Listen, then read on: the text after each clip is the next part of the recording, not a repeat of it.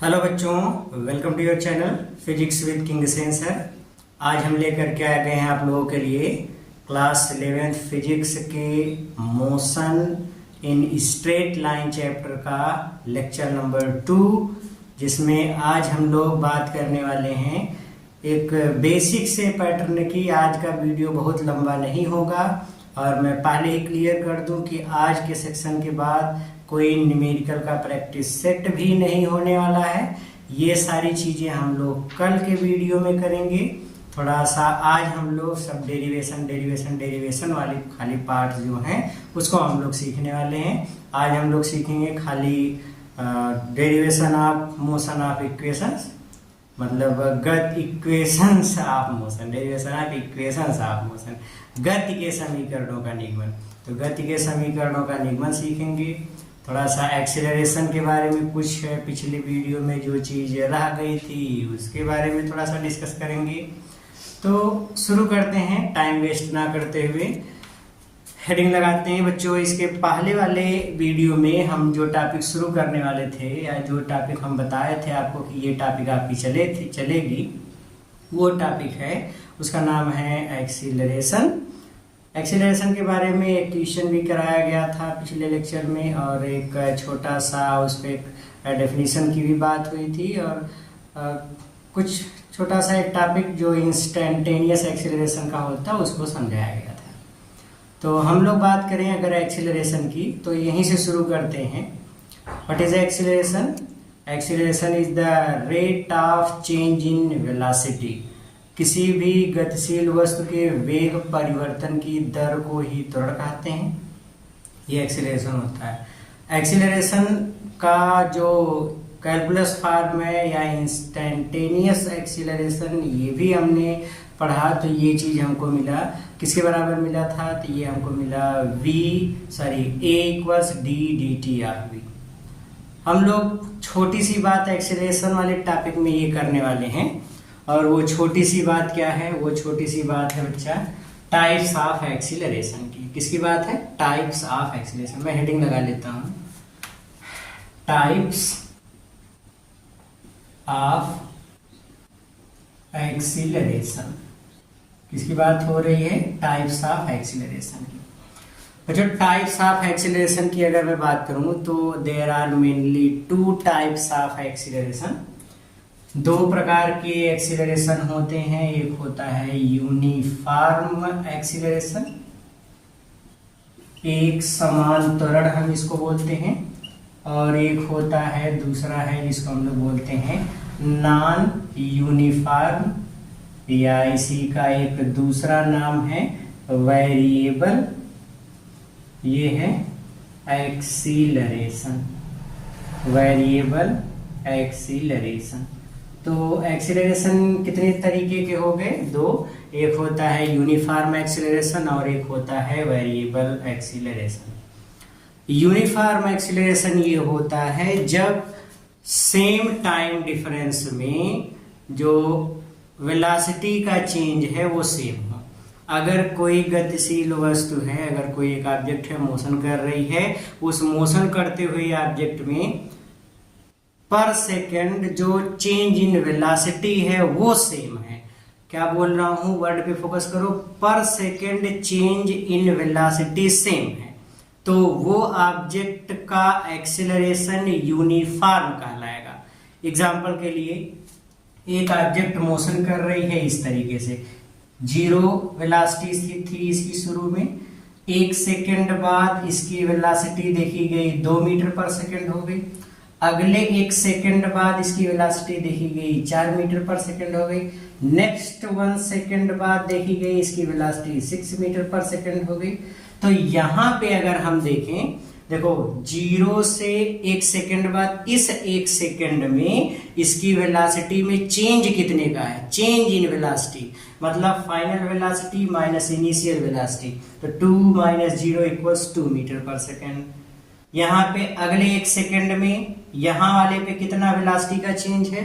4 - 2 = 2 metre पर second. Next one में कितना है? तो नेक्स्ट वाले में वही हम देख रहे हैं, तो 6 - 4 = 2 मीटर पर सेकेंड। तो तो यहां पे हम देख रहे हैं कि हर सेम टाइम डिफरेंस में, इक्वल टाइम डिफरेंस में चेंज इन वेलोसिटी सेम है।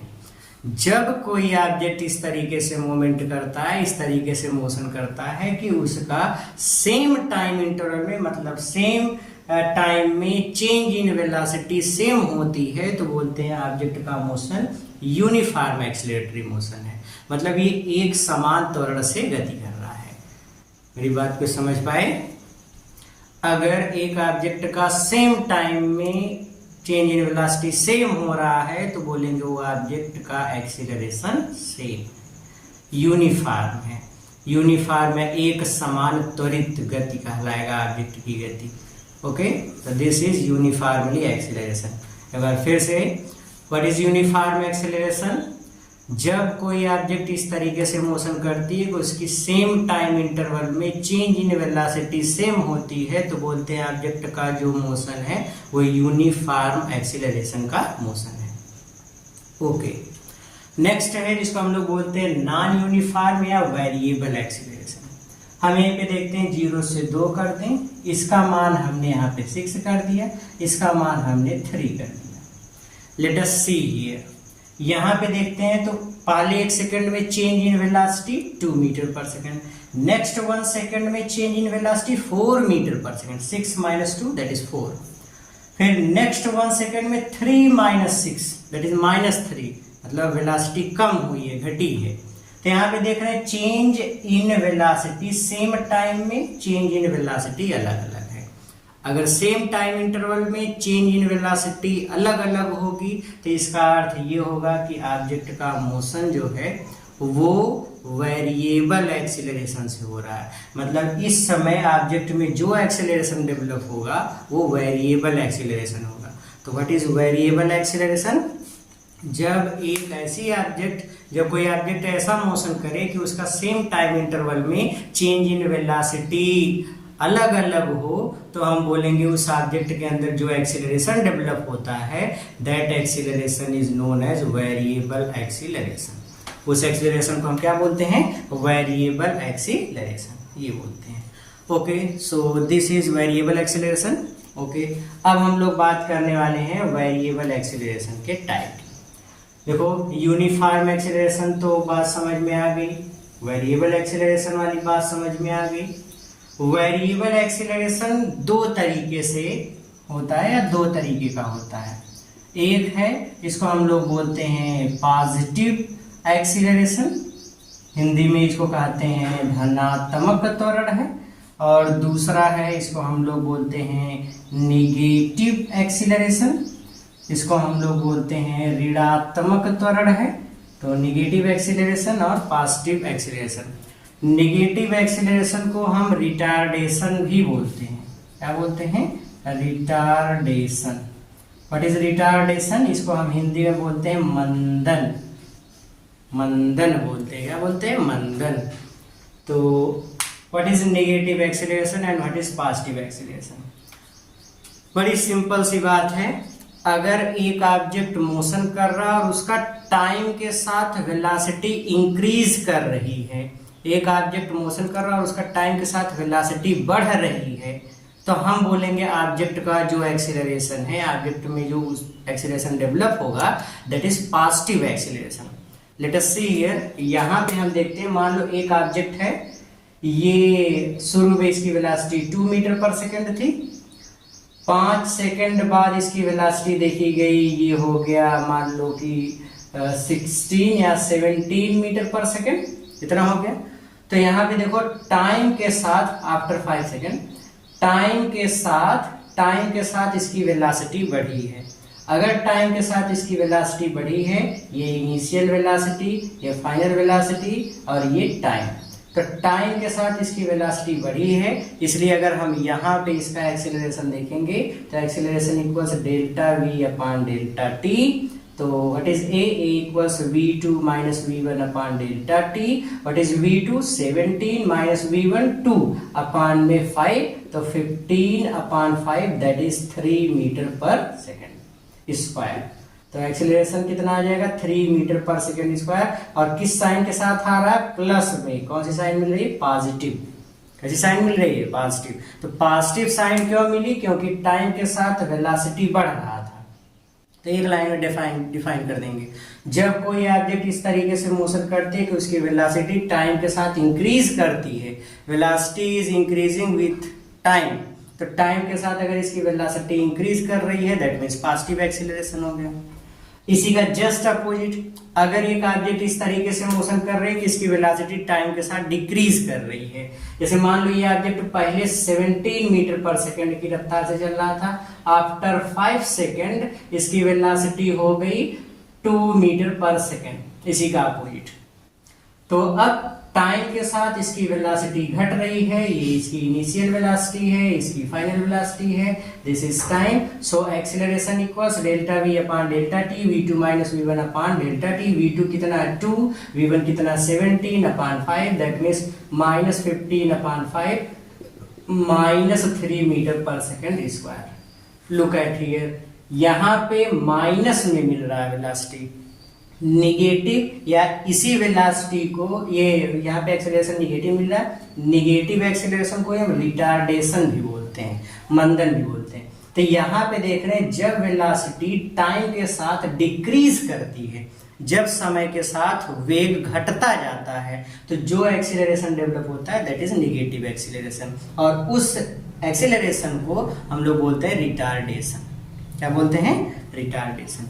तो हम लोग एक्सीलरेशन के बारे में थोड़ी सी बात करने वाले थे, तो एक्सीलरेशन के बारे में हमने थोड़ी सी बात कर ली, और एक्सीलरेशन के बारे में जो बात हमने की है वो क्या है? टाइप्स ऑफ एक्सीलरेशन की। टाइप्स ऑफ एक्सीलरेशन में हमने देखा एक्सीलरेशन बेसिकली 2 टाइप्स होता है। कौन कौन सा? यूनिफॉर्म एक्सीलरेशन और नॉन यूनिफॉर्म या वेरिएबल एक्सीलरेशन। यूनिफॉर्म एक्सीलरेशन वो है जिसमें सेम टाइम इंटरवल में चेंज इन वेलोसिटी सेम होता है। नॉन यूनिफॉर्म या वेरिएबल एक्सीलरेशन क्या है? जिसमें सेम टाइम इंटरवल में चेंज इन वेलोसिटी अलग अलग होता है। नॉन यूनिफॉर्म या वेरिएबल एक्सीलरेशन फिर से 2 तरीके का होता है, एक पॉजिटिव एक्सीलरेशन और एक नेगेटिव एक्सीलरेशन।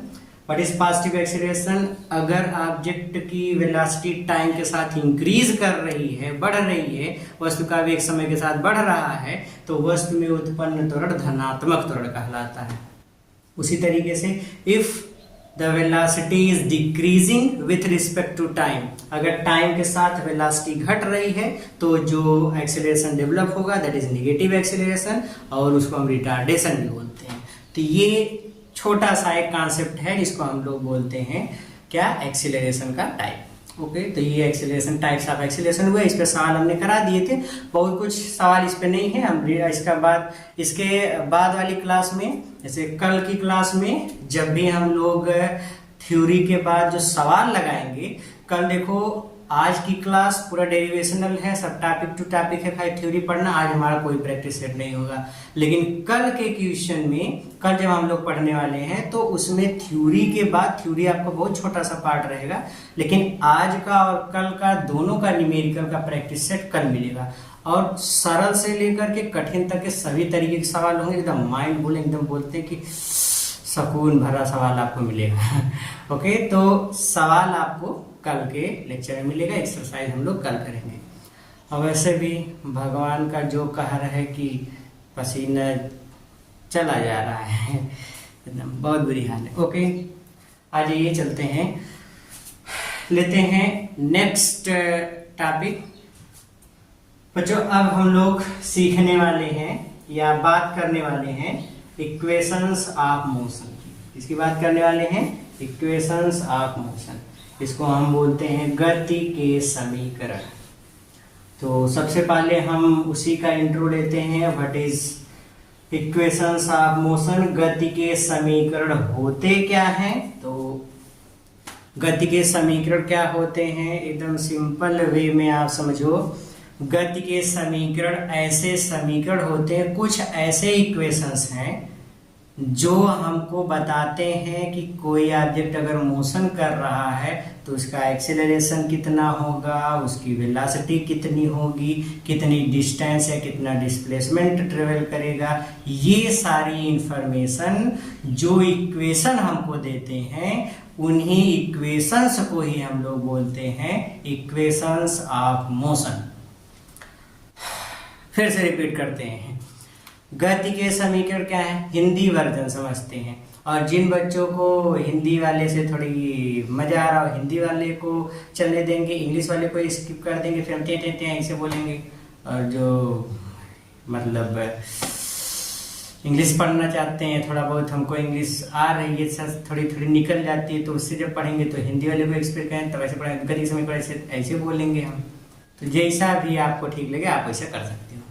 ओके, तो यहाँ पे बात करने वाले हैं गति के समीकरणों की। तो गति के समीकरण ऐसे समीकरण होते हैं जो किसी गतिशील वस्तु के चाल, वेग, त्वरण, समय, दूरी, विस्थापन आदि की जानकारी देते हैं। जो बताएंगे कि अगर कोई वस्तु फेंके, मान लो 10 की रफ्तार से फेंके, एक्सीलरेशन 2 मीटर पर सेकंड स्क्वायर, 5 सेकंड बाद उसका वेग क्या होगा, या समय नहीं दिया तब भी उसकी वेलोसिटी बताओ। अगर 10 मीटर दूरी पे जा रही है तो इसकी वेलोसिटी कितनी हो जाएगी, या 5 की रफ्तार से फेंका 10 सेकंड में कितनी दूर चली जाएगी, वगैरह वगैरह। ऐसे टाइप के क्वेश्चन हमको सॉल्व करने हैं। तो इन सभी सवालों में या ऐसे क्वेश्चंस में हम यही फाइंड आउट करते हैं what is the position of particle, या डिस्प्लेसमेंट, वेलोसिटी, एक्सीलरेशन, टाइम, यही सारी चीजें। तो गति के समीकरण ऐसे समीकरण होते हैं जो किसी गति करती हुई वस्तु के वेग, त्वरण, समय, स्थिति आदि की जानकारी देते हैं।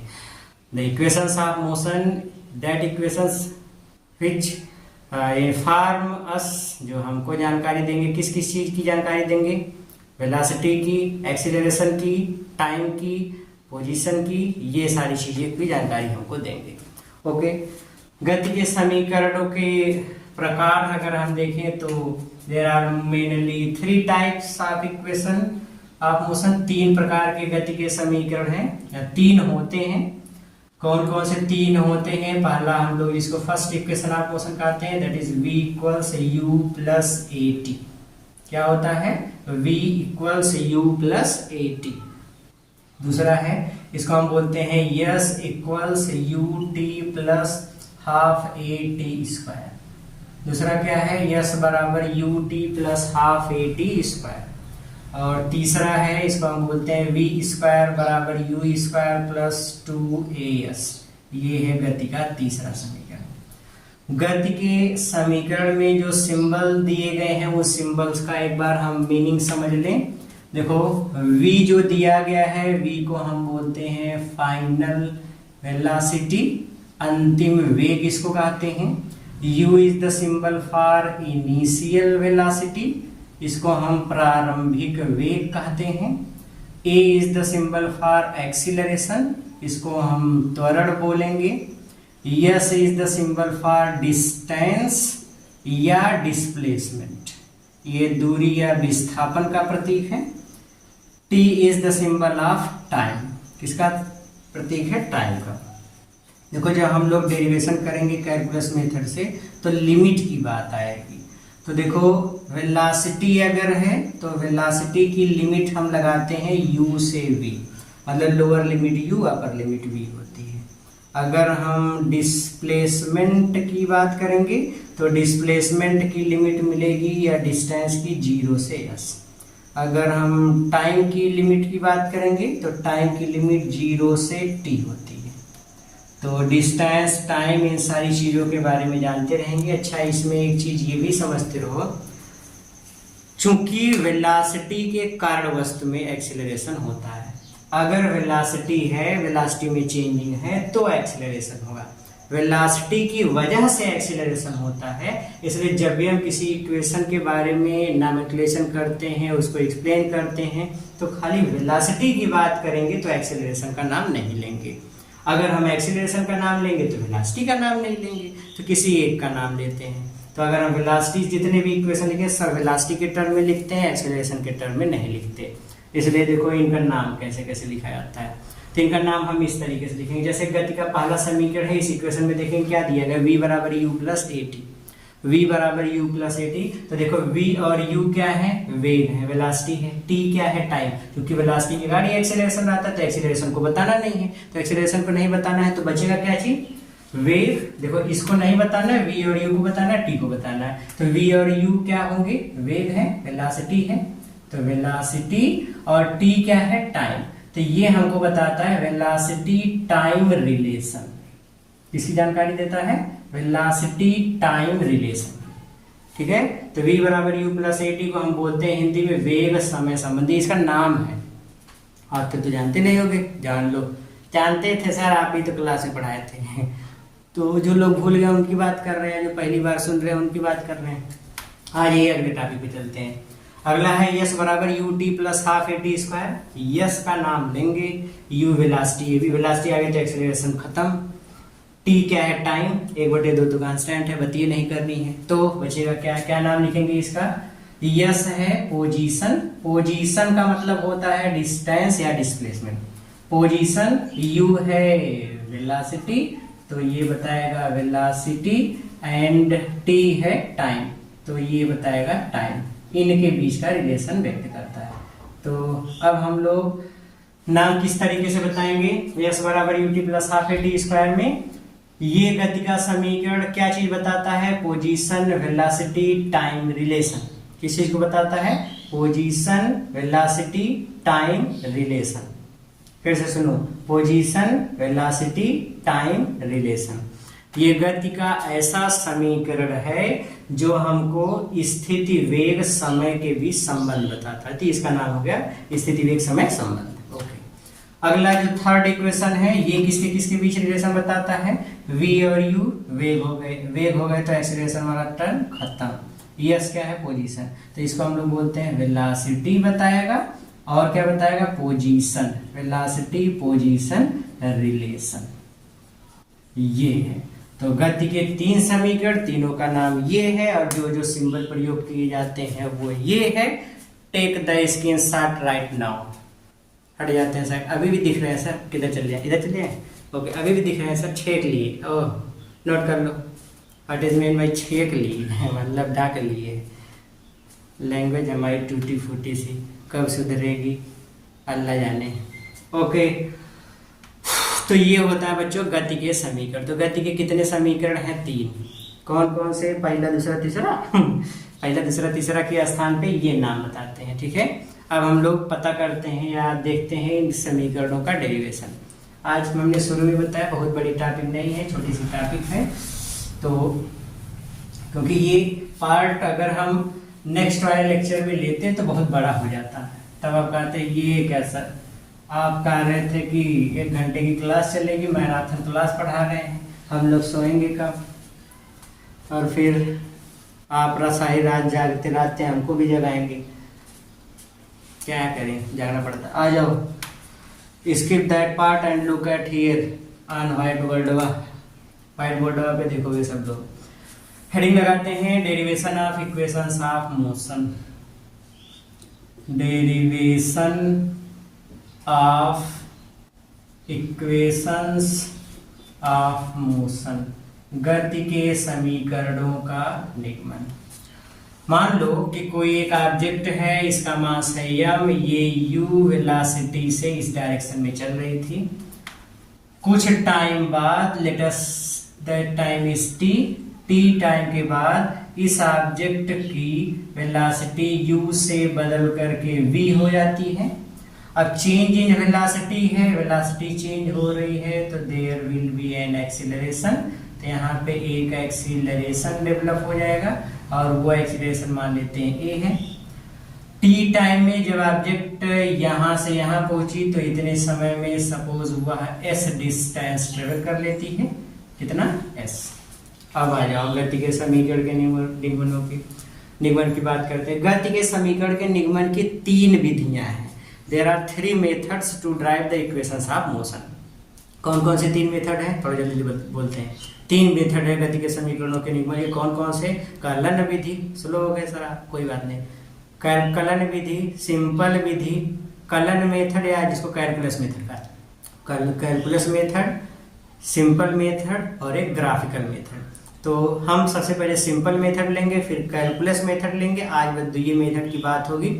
इसके बाद वाले में जब हम आपको पढ़ाएंगे ग्राफ क्या होता है, ग्राफ से रिलेटेड चीजें बताएंगे, तो उसमें हमको एक ग्राफ मिलेगा VT graph, velocity time graph. तो वेलोसिटी टाइम ग्राफ में हम बताएंगे एरिया कैसे निकालते हैं। Area enclosed by the graph is given the distance travelled by an object in given interval.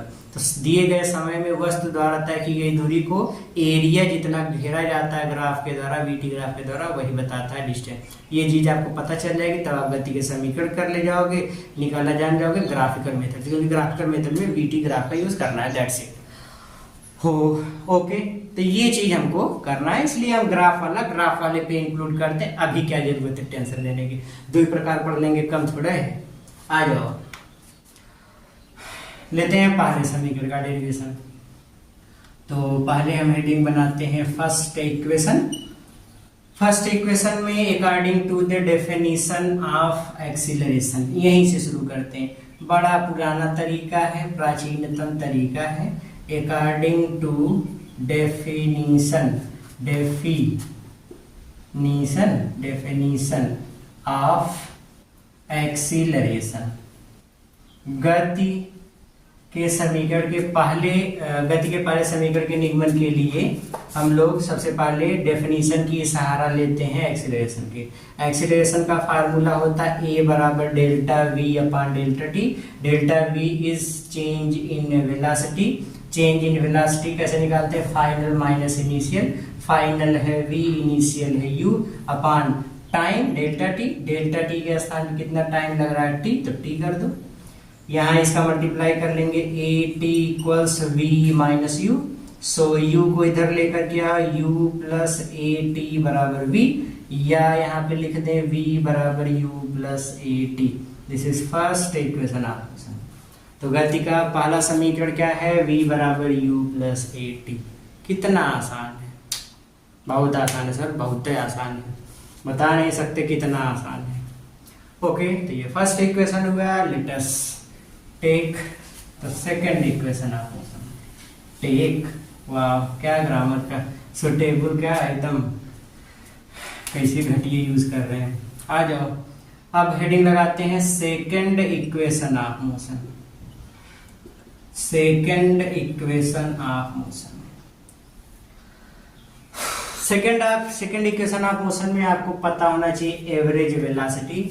तो इस इक्वेशन में हम इसके पहले भी एवरेज निकालने का तरीका बताए थे। एवरेज वेलोसिटी कैसे निकालते हैं, तो एवरेज वेलोसिटी औसत वेग, चूंकि वेरिएबल है टाइम के साथ, जो वेरिएबल चीज को हमको रिप्रेजेंट करना होता था, हम एवरेज निकालते हैं। एवरेज वेलोसिटी अगर दो टर्म है x और y, तो उसका एवरेज हम कैसे निकालेंगे, x प्लस वाई, जितने टर्म है उससे डिवाइड कर दो। तो एकदम सेम तरीका ये भी है। पहले वेलोसिटी u थी, बाद में v हो गई, तो एवरेज कैसे निकालेंगे, u plus v by two. This is average. अच्छा, एवरेज वेलोसिटी का एक और फार्मूला हमको पता है। एवरेज वेलोसिटी बराबर होता है total displacement upon total time. अब टोटल डिस्प्लेसमेंट कितना आया है, अच्छा ये चीज है, टोटल डिस्प्लेसमेंट कितना आया है, यस, कितना है यस, और टोटल टाइम कितना लगा, T.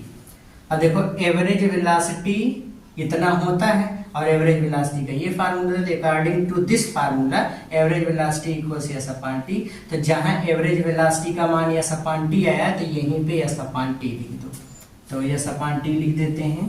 Okay, S upon t लिखोगे तो एवरेज वेलोसिटी के स्थान पे एस अपॉन टी लिखोगे तो s upon t equals u plus v by two. चूंकि अभी अभी हम लोगों ने पढ़ा कि v u plus a t के बराबर होता है। कौन सा इक्वेशन है, first equation of motion. Okay, तो v की वैल्यू यहाँ पे पुटअप कर लो, तो s upon t equals u plus v के स्थान पे u plus a t upon में 2 कर लो। u जुड़ गया, 2u plus a t upon 2। Okay, इसको अलग अलग हम बटे में लिख ले, 2u by 2 plus a T by 2। यहाँ 2 से 2 बढ़ गया, हम इसको कह सकते हैं u plus half a T, इतना कह सकते, इधर है यस बटे टी। इधर गुणा कर लो, इसे तिरपटे गुणा करो, तिरछा तिरपटे। ओके, इसका इधर गुणा करो, यस बराबर टी का यू में गुणा करेंगे यू टी प्लस टी का यहाँ पे गुणा करेंगे half a t square. So this is the second equation of motion. तो गति का दूसरा समीकरण यस बराबर u t plus half a t square का डेरिवेशन इस मेथड से करेंगे। This is how we drive the second equation of motion. Okay, तो गति के दूसरे समीकरण का निगमन इस तरीके से करना है। ओके, ये हो गया। अब लेते हैं third equation of motion. Third equation of motion और सेकंड इक्वेशन ऑफ मोशन दोनों के स्टेप कुछ जगहों तक सेम है। जैसे इसमें भी सेकंड में भी एवरेज वेलोसिटी निकालना है और ये वाला रिलेशन बनाना है। ये दोनों इक्वेशन क्या, यहाँ तक का इक्वेशन आपको सेम यूज करना है। ठीक है, इक्वेशन फर्स्ट तक, तो हम वहीं तक इसको लिख के, मतलब इस सेकंड के स्थान पे थर्ड लिख देते हैं। देखो, थर्ड इक्वेशन ऑफ मोशन ये हो गया। और थर्ड इक्वेशन ऑफ मोशन में यहाँ तक तो इक्वेशन आप अब समझ ही रहे हैं। एवरेज वेलोसिटी निकाल लिया, average velocity total displacement upon total time, total displacement ts और total time 30 ts upon t, और एवरेज वेलोसिटी के स्थान पे ये लिख दिया, तो इक्वेशन बन गया। इसके बाद की कैलकुलेशन हम थोड़ा सा समझ लेते हैं। थर्ड इक्वेशन की बात कर रहा हूँ। देखो, इसके बाद हम लोग थोड़ा सा इसको अगर समझते हैं। देखो, चूंकि वेलोसिटी बराबर होता है v बराबर u प्लस ए टी, सो यहां से हम फाइंड आउट कर लेते हैं t की वैल्यू। किसकी वैल्यू? t की। तो देखो, u को इधर ले आओ, v माइनस u और बराबर ए टी, a को भी इधर ले आओ, तो v माइनस यू अपान ए बराबर t। ठीक है, अब इक्वेशन फर्स्ट पे आते हैं। इक्वेशन फर्स्ट की बात अब करते हैं। तो यस बराबर निकालो, t का इधर मल्टीप्लाई करोगे तो u plus v, u plus v को मैं ऐसे भी तो लिख सकता हूँ v प्लस यू, ऐसा लिख सकते हैं। तो v plus you by 2 into t, इधर जाएगा तो इधर गुणे में हो जाएगा, into t, putting the value of t। So yes equals v plus you by 2 into कितना है, v minus you by 2। Okay, v plus you, v minus you, इस कैलकुलेशन को मैं यहाँ कर रहा हूँ अपर साइड में। v plus you, v minus you, एक कोष्टक में प्लस बी, एक कोष्टक में माइनस बी, तो इसका होता है, क्या होता है, v square minus u square, मतलब a square minus b square का फार्मूला है, अपान में 2 का a है भाई, यहाँ पे 2 का a में गुणा करेंगे तो 2a का इधर गुणा करो, 2as बराबर v square minus u square, minus u square इधर ले आओ, यू स्क्वायर प्लस 2as बराबर v square. So v square equals you square plus 2as। Okay, ठीक है, ये तरीका है थर्ड इक्वेशन ऑफ मोशन को ड्राइव करने का। किसका तरीका है? थर्ड इक्वेशन ऑफ मोशन को ड्राइव करने का। देखो, ये तीनों समीकरण का निगमन इस तरीके से करेंगे। मान लो आपको ये तीसरा वाला समीकरण नहीं समझ में आया इस तरीके से, तो उसका एक सिंपल भी तरीका है, इसको मिटा के तब बताते हैं। इसको मिटा के तब फिर हम बताते हैं कि क्या है वो तरीका। बड़ा फेमस सा तरीका है, थोड़ा जल्दी जल्दी मिटाइए सर। अच्छा, हम बोले जल्दी जल्दी नोट करो, नहीं फिर कहाँ है? आ जाइए। सब लोग कमेंट में कैसे बैठते हैं, शुरू में वीडियो शुरू हुआ हाय सर, कोई उसी में हाय सर, कोई पढ़ते पढ़ते बोर हो गया तो बाय सर। ठीक है, आ जाओ देखते हैं। अगर कोई कह रहा है बाय सर, मतलब बोरिंग से लग रहा है उसको, कुछ एकदम बकलोल टाइप लड़का है, और जो कह रहा है हाय सर, ऐसे पढ़े बेटे यस हाय सर, पूछिए सर, तो समझ लो कि ओके है, माइंड का ठीक है, पढ़ रहा है। आ जाइए आगे देखते हैं, लेते हैं गति के तीसरे समीकरण पे डेरिवेशन का एक दूसरा तरीका। उस तरीका ये बच्चों, आप गति के पहले समीकरण से ही तीसरा समीकरण ड्राइव कर सकते हो। कैसे कर सकते हो? v बराबर होता है u प्लस ए टी, आप क्या करो, दोनों पक्षों का वर्ग कर दो। स्क्वायरिंग, स्पेलिंग भी मिस्टेक हो रही है, SQUAR, स्क्वायरिंग, बोथ साइड्स, दोनों पक्षों का वर्ग कर दो। तो ये हो जाएगा v स्क्वायर बराबर u प्लस ए टी का होल स्क्वायर, ये हो जाएगा v स्क्वायर बराबर u square plus a square t square plus 2uat, ये a प्लस b के होल स्क्वायर का सॉल्व किया, a square plus b square plus 2ab, ये हो गया। पहले इसको लिखो यहाँ, इसको कर दो यहाँ, यू स्क्वायर प्लस 2u(a)t और फिर plus a square t square. आप कुछ कॉमन कर लो। कॉमन क्या करना है यहाँ पे 2a कॉमन करोगे तो ut बचेगा। यहाँ पे कॉमन कर लोगे तो 1/2, 2 कॉमन नहीं था तो भाग में चला जाएगा, एक ठे निकल गया बचेगा खाली अब टी स्क्वायर में तो कुछ लेना देना नहीं। अब देखो ये जो मान है, देखो ut plus half a t square किसका फार्मूला है, यस का। ut plus half a t square बराबर यस है, यस बराबर ut plus half a t square, इसके स्थान पे यस लिख लो। सो u स्क्वायर प्लस 2as ये हो गया v स्क्वायर। यही गति के तीसरे समीकरण का मान है। और यहाँ पे इस पूरे स्थान पे हम लोग ये लगा दिए हैं यस बराबर ut plus half a t square. ये है, तो ये सिंपल मेथड है गति के समीकरणों के डेरिवेशन की। तो गति के समीकरणों का निगमन सिंपल मेथड से हम ऐसे करते हैं। कैसे करते हैं, ऐसे करते हैं। Okay good. थोड़ा फास्ट करेंगे क्या डेरिवेशन, और क्या कहते हैं आ जाओ देखते हैं गति के समीकरणों का निगमन, वो भी एक अलग मेथड जिसको हम लोग बोलते हैं कैलकुलस मेथड। थोड़ा लिमिट आपको पता होना चाहिए। ओके, तो उसी को लेकर के हम लोग करेंगे। आइए लेते हैं, हेडिंग लगाते हैं पहले, कलन विधि से गति के समीकरणों का निगमन। Derivation of equations of motion by calculus method. Derivation of equations of motion by calculus method. Calculus method से गति के समीकरणों का निगमन कैसे करेंगे, आ जाइए इसको देखते हैं। तो कैलकुलस मेथड से डेरिवेशन कैसे किया जाता है, ध्यान से इस चीज को समझो। पहले इक्वेशन की बात कर रहे हैं, फर्स्ट इक्वेशन की। देखो सेम फार्मूला है, एक्सीलरेशन का फार्मूला लगाओ, चूंकि a बराबर होता है d dt ऑफ v। इसका इधर मल्टीप्लाई करो, a dt इक्वल्स dv। आप दोनों पक्षों का इंटीग्रेशन कर दो, इंटीग्रेशन ऑफ a dt बराबर इंटीग्रेशन ऑफ dv। लिमिट लगाओ, देखो d के सापेक्ष d के रिस्पेक्ट में डिफरेंशिएशन हो रहा है, यहाँ पे t की, तो जिसके रिस्पेक्ट में डिफरेंशिएशन होता है, सॉरी डिफरेंशिएशन नहीं इंटीग्रेशन कर रहे हैं, जिसके रिस्पेक्ट में जिसके सापेक्ष हम समाकलन करते हैं उसकी लिमिट लगाते हैं। तो t के रेफरेंस में हो रहा है तो t की लिमिट होती है 0 से t। वेलोसिटी की लिमिट होती है u से v। ओके, यहाँ एक कांस्टेंट है, बाहर आ जाएगा dt का इंटीग्रेशन t, तो यहाँ पे t लिख लो और लिमिट इसकी 0 से t बराबर यहाँ v का dv का मतलब इसका इंटीग्रेशन v और इसकी लिमिट u से v कर लो।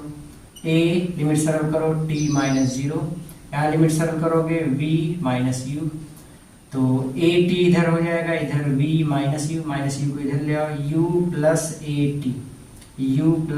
t बराबर v। यहाँ हम लिख सकते हैं v बराबर u प्लस a t। तो ये कैलकुलस मेथड है, इस तरीके से हम फर्स्ट इक्वेशन को ड्राइव करेंगे। ओके, जल्दी से आते हैं सेकंड इक्वेशन पे, देखते हैं सेकंड इक्वेशन कैसे ड्राइव करना है। सब पढ़ाई चीजें हैं, इसलिए एकदम फास्ट डेरिवेशन करेंगे। सेकंड इक्वेशन ऑफ मोशन कैसे ड्राइव करते हैं, आ जाओ second equation of motion. Second equation of motion को ड्राइव करने के लिए हमारे पास तरीका है, चूंकि यस चाहिए इसलिए वेलोसिटी का इक्वेशन लगाते हैं। तो v इक्वल्स होता है d dt ऑफ यस, और एंड v की वैल्यू भी अभी हमने देखा u प्लस a t के बराबर होता है, तो v के स्थान पे लिखो, तो ये हमको मिलेगा कितना, u प्लस a t बराबर d dt of s. dt को इधर ले आओ, u plus a t into d t equals d s, तो अंदर मल्टीप्लाई कर लो, u d t plus a t d t equals d s. Integration कर लो, integration of u d t plus integration of a t d t equals integration of d s. Limit लगाओ, ठोक दो limit, t के reference में हो रहा है तो लिमिट 0 से t, t के रेफरेंस में हो रहा है 0 से t, s के रेफरेंस में हो रहा है 0 से s। u कांस्टेंट है, u बाहर चला आएगा, इधर कर लेते हैं डेरिवेशन, u बाहर कर लो, बचेगा dt का इंटीग्रेशन t, लिमिट है 0 से t, फिर प्लस at dt में a कांस्टेंट है, बाहर चला आएगा, बचेगा t की पावर 1 है, इसका इंटीग्रेशन t²/2 और इसकी लिमिट 0 से t। फिर अगले में है ds, इसका इंटीग्रेशन s, लिमिट है 0 से प्लस। ओके, सरल करते हैं, u t में से 0 घटा दो, t-0 plus a t²/2 - 0 equals s-0। सो इसका t-0 t का u में गुणा करोगे ut प्लस t²/2 - 0 बराबर t²/2, इसका मल्टीप्लाई a में करोगे तो at²/2 और इधर बचेगा s, या मैं ऐसे लिखूँ s बराबर इधर है ut और इधर at²/2 को हम बोल सकते हैं half at²। This is how we drive the second equation of motion. Okay, तो इस तरीके से second equation of motion derive करना है। अब आते हैं थर्ड इक्वेशन ऑफ मोशन पे, मिटा दें इसको। ओके, मिटा देते हैं। फिर थर्ड इक्वेशन ऑफ मोशन की बात कर लेते हैं। देखिए, ये पूरा कॉन्सेप्ट कैलकुलस का हम आपको एक चैप्टर शुरू करेंगे, उसमें हम सारी चीजें आपको बताएंगे। मैथमेटिकल टूल्स या फिजिकल मैथमेटिक्स करके एक चैप्टर उसका अलग से है, आपके फिजिक्स के बुक में दिया है। तो हम मैथमेटिकल टूल, उसमें सभी इंटीग्रेशन के तरीके, डिफरेंशिएशन के तरीके, बाइनोमियल थ्योरम, त्रिकोणमिति के कुछ एप्लीकेशंस, जो उसके सरल समीकरण हैं, ये सारी चीज़ें थोड़ा डिटेल में समझाएंगे, कुछ एग्जांपल्स बताएंगे, कुछ अच्छी अच्छी चीज़ें, ग्राफ ड्रा करना सिखाएंगे, सब चीज़ें सिखा देंगे। तो आपके लिए एकदम हवा हवाई हो जाएगा सारी चीज़ें। अभी थोड़ी सी कॉम्प्लिकेशंस हो रही हैं, क्योंकि अभी आगे कुछ ध्यान में रखते हुए कुछ चीज़ों को हम अभी उस चीज़ को स्किप किए हैं, बट आप पढ़ चुके हैं, आपकी जो बैच चल रही है उसमें सारी चीज़ें सब कुछ लोग पढ़ चुके हैं, इसलिए ज़्यादा मेहनत नहीं लग रही होगी, तो कोई उसमें वो बात नहीं है। ठीक है, आप पढ़ते रहिए। हम इसका एक मैथमेटिकल टूल्स करके एक नया चैप्टर इस पर जरूर वीडियो बनाएंगे। इस पर बहुत अच्छी अच्छी चीज़ें आपको सारे कॉन्सेप्ट दिए जाएंगे। फिलहाल आपको ये मान के हम चल रहे हैं कि ये सारी चीज़ें आपको आ रहा है, कैलकुलेशन आपको पता है, इंटीग्रेशन डिफरेंशिएशन का नहीं आता तो बस यही एक टॉपिक मिलेगी। इसके आगे जो भी चीज़ें मिलेंगी उसमें हम सारी चीज़ें समझाते ही चलने वाले हैं। ओके, थर्ड इक्वेशन की बात कर लें, ज़्यादा बकवास ना करते हुए। थर्ड इक्वेशन ऑफ मोशन कैसे ड्राइव करते हैं, तो फिर से वही एक्सेलरेशन का फार्मूला a बराबर d/dt ऑफ v होता है। आप क्या करो, ऊपर नीचे ds से मल्टीप्लाई कर लो, फिर इन दोनों को एक साथ लिखो, इन दोनों को एक साथ, तो a इक्वल्स ये मिलेगा d/ds of v into d/dt of s का मान किसके बराबर होता है, v के। ओके, अब ds का इधर गुणा करो, a ds बराबर v dv, दोनों पक्षों का इंटीग्रेशन कर लो, a ds बराबर v dv, लिमिट s के रेफरेंस में हो रहा है 0 से s, v के रेफरेंस में हो रहा है u से v। एक कांस्टेंट है, बाहर चला जाएगा, ds का इंटीग्रेशन s, लिमिट 0 से s, इसका इंटीग्रेशन v²/2, लिमिट u से v। इधर कैलकुलेट करते हैं, s-0, a लिमिट पुटअप करोगे तो s-0, यहाँ पे v के स्थान पे v रहेगा तो v²/2, माइनस v के स्थान पे u कर देंगे तो u²/2, तो a s-0 s, यहाँ पे 2v² - u², 2 का इधर मल्टीप्लाई किया, 2as बराबर v² - u² को इधर ले आओ, u² प्लस 2as बराबर v², या v² बराबर u² प्लस 2as। तो गति के समीकरण का जो निगमन कैलकुलस मेथड से करना है, वो थर्ड इक्वेशन ऑफ मोशन ऐसे ड्राइव करना है। ओके, जैसा कि हमने शुरू में ही आपको बताया था, बड़ी बेसिक सी बातें होने वाली हैं, बहुत ज़्यादा चीज़ें आज के इस पोर्शन में आपको न्यूमेरिकल भी नहीं मिलने वाला है। सो सैड, कोई बात नहीं, if you are sad I will make you happy in the next lecture one. Okay, अभी आपको इतना ही, आप खूब अच्छे से सीख लो, क्योंकि सभी एप्लीकेशन इसी के हैं आगे।